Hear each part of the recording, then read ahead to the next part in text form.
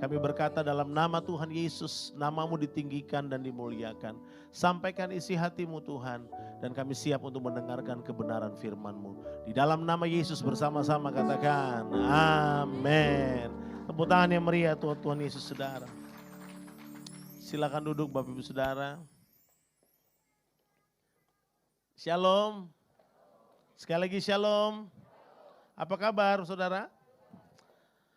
Wah, untuk kesekian kali saya ada di tempat ini. Terima kasih Pak Gembala. Ya, saya udah anggap seperti keluarga sendiri, seperti sahabat. Kita kemarin sama-sama diklat dan ditabiskan jadi pendeta, saudara.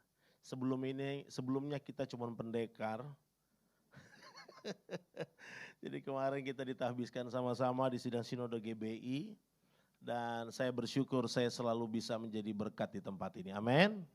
Saudara diberkati Tuhan sepanjang minggu ini.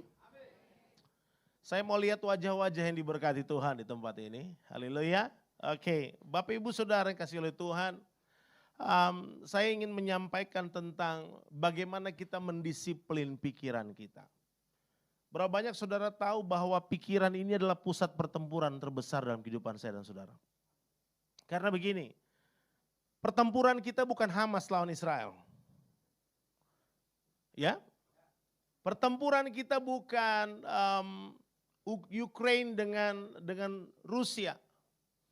Pertempuran kita juga bukan memerangi kemiskinan ataupun kelaparan. Tapi pertempuran kita adalah pertempuran di pikiran. Jadi sebenarnya kita mau belajar banyak. Kenapa kekristenan kita tidak pernah mengalami pertumbuhan yang signifikan? Kita terlalu fokus dengan proses kehidupan, kita fokus dengan hal-hal yang kita alami, sampai kita tidak mengalami pertumbuhan karena pertempuran dalam pikiran tidak pernah kita kalahkan. Nah kalau saudara baca firman Tuhan, Alkitab itu adalah pikiran Allah yang tertuang dalam bentuk tulisan. Sekali lagi, Alkitab itu adalah pikiran Allah yang tertuang dalam bentuk tulisan. Artinya apa?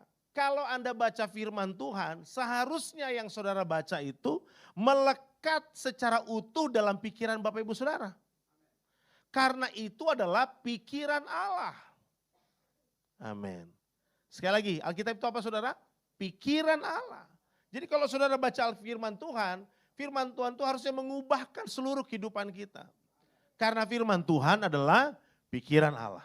Nah mari, kalau itu pikiran Allah, bagaimana cara kita mulai belajar mendisiplinkan pikiran kita? Mensinkronisasikan firman Tuhan dengan keadaan yang terjadi di sekitar kita, dengan yang ada di dalam kita. Firman Tuhan kan berkata, bagi dialah yang jauh lebih besar kan, yang dapat melakukan jauh lebih besar dari apa yang kita dapat pikirkan dan doakan. Berarti mikir dengan doa itu hal yang sama. Selamat malam. Anybody home? Berarti mikir dengan berdoa adalah sama, tidak berbeda.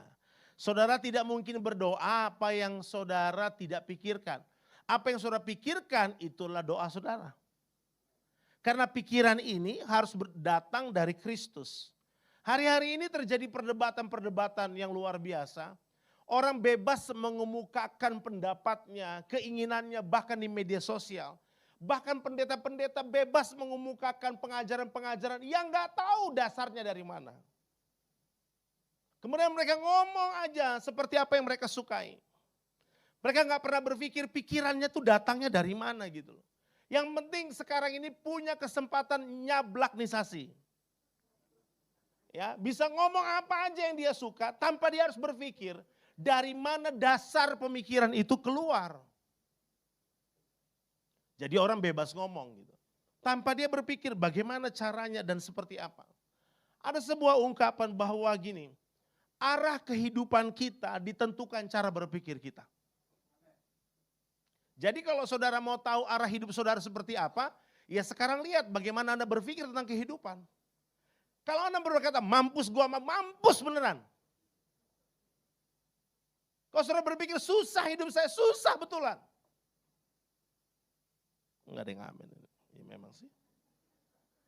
Karena cara berpikir kita menentukan arah hidup. Karena saudara tidak mungkin hidup melampaui apa yang saudara ketahui. That's your knowledge. Wah, ini penting sekali saudara. Jadi cara berpikir saudara sekali lagi menentukan arah hidup saudara. Arah hidup saudara seperti apa itu determine the way of your thinking. Itu ditentukan cara berpikir. Makanya gini, jangan sembarangan berpikir. Saudara harus berpikir bersama dengan Tuhan. Saudara tahu enggak, Tuhan itu mau berpikir dengan kita. Tapi seringkali kita berpikir sendirian. Padahal Tuhan mau berpikir dengan saya dan saudara. Nah kalau begini, kalau dikatakan bahwa arah kehidupan kita ditentukan cara kita berpikir, maka dengar, kalau hari ini hidup saudara tidak seperti yang saudara inginkan, saudara jangan protes gembalamu. Jangan protes Tuhan. Halo? Jangan protes sekitar saudara. Jangan pernah berpikir ganti gereja. Saya nggak suka di gereja itu Pak. Wah masalah terus. Masalah. Saudara pindah. Gereja yang saudara baru pindah jadi punya masalah baru karena ada Anda di situ. Karena saudara bawa masalah yang lama. Saudara pikir semua gereja itu pasti beda. Enggak saudara, Anda belum tahu jeroannya aja. Makanya Anda perlu bertumbuh di rumah rohani yang sehat. Saudara rumah tangga itu semua pasti punya persoalan, betul enggak saudara? Yang namanya orang tua, anak, kakak, beradik itu pasti punya persoalan. Tetapi saudara nggak bisa pilih ganti keluarga. Yang perlu dirubah, yang perlu diganti bukan keluarganya. The way of your thinking. Ada orang berkata gini, seandainya saya lahir dari keluarga Lim Sholong mungkin saya beda. Hidup saya hari ini. Saudara tanya anak-anaknya mereka, apakah hidup mereka jauh lebih baik menurut saudara? Belum tentu orang yang kelimpahan harta hidupnya jauh lebih baik dengan orang yang hidupnya tidak kelimpahan harta. Hanya nilai plusnya dia mau beli apa aja bisa. Saudara berdoa dulu. Nggak apa-apa berarti Anda kaya dengan iman. Ternyata banyak yang berdoa dulu baru beli.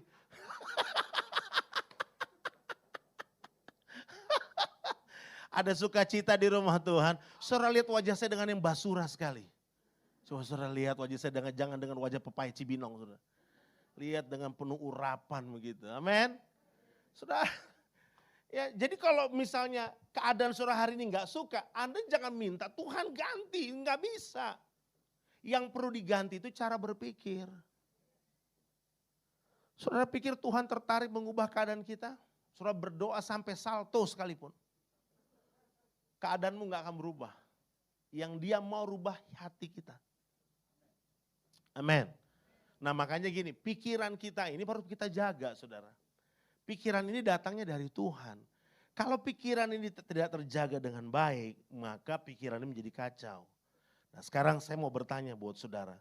Saudara kenal gak pikiran saudara?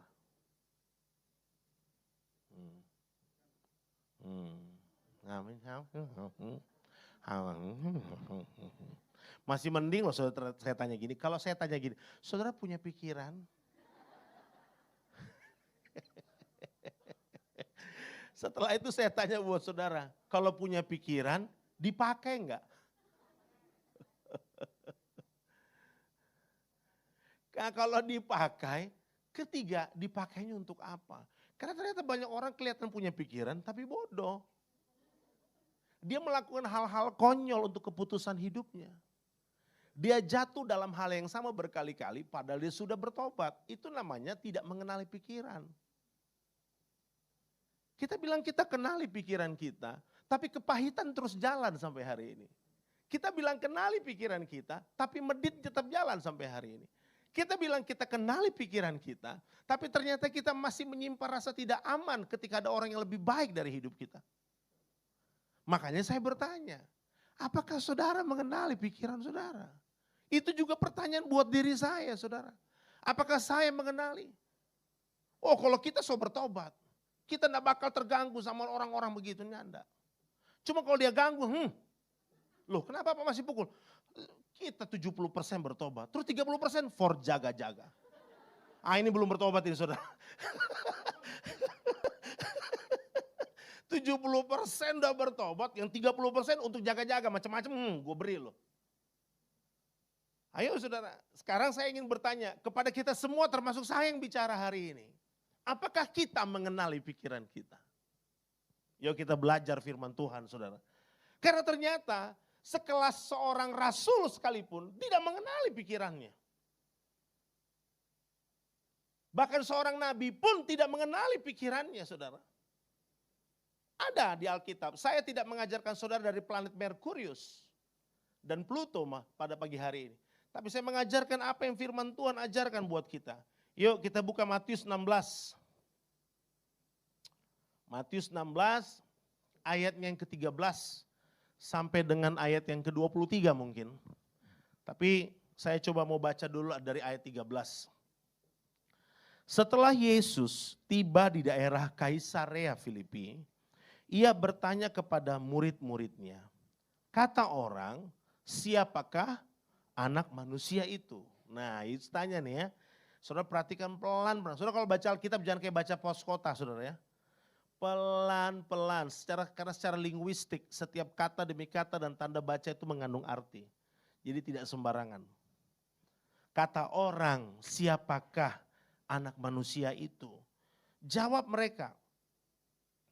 Ada yang mengatakan Yohanes Pembaptis, ada juga yang mengatakan Elia, dan ada pula yang mengatakan Yeremia, atau salah seorang dari para nabi. Lalu Yesus bertanya kepada mereka, tetapi apa katamu, siapakah aku ini? Maka jawab Simon Petrus, engkau adalah Mesias, anak Allah yang hidup. Kata Yesus kepadanya, berbahagialah engkau Simon bin Yunus, sebab bukan manusia yang menyatakan itu kepadamu, melainkan apa? Bapakku yang di sorga. Dan aku pun berkata kepadamu, engkau adalah Petrus, dan di atas batu karang ini, aku akan apa? Mendirikan jemaatku, dan alam maut tidak akan menguasainya. Saudara berhenti sebentar di ayat ini. Orang Katolik meyakini ini bahwa gereja itu dibangun di atas dasar Saint Peter. Makanya pemahaman Katolisisme bahwa orang-orang seperti Rasul itu adalah orang-orang kudus. Maka mereka sebut sebagai santo. Ada Santo Peter. Jadi mereka berpikir bahwa gereja dibangun di atas dasar siapa? Petrus. Para saudara harus tahu, gereja tidak